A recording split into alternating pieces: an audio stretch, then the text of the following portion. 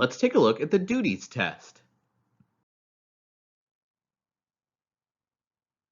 Exempt status rests in part on applying a duties test to determine whether employees' duties are genuinely executive, administrative, or professional in nature. Job titles by themselves mean nothing. Calling a secretary an administrative assistant 1 does not transform that person into an exempt employee. The burden on employers to establish exempt status provides yet another reason to maintain accurate and up to date job descriptions. An employee's job description should clearly support the determination of exempt status. The same occupation can be exempt or non exempt depending on particular circumstances.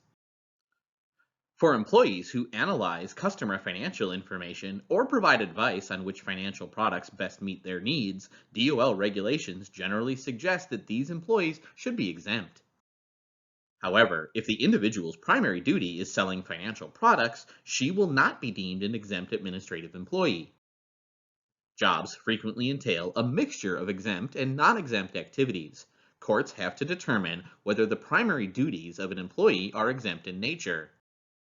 Although exempt work normally consumes more than half of an exempt employee's work time, the primary duties of the employee are not necessarily those performed most regularly.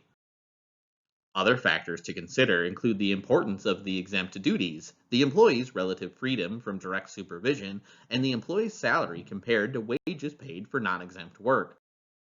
Correctly identifying administrative employees poses particular problems. Merely performing office work or brushing shoulders with managers is not enough to confer exempt status.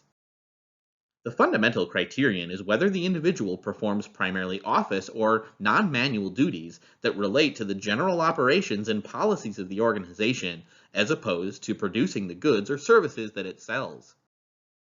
Another important criteria for distinguishing administrative from clerical employees is the exercise of discretion and independent judgment with respect to matters of significance.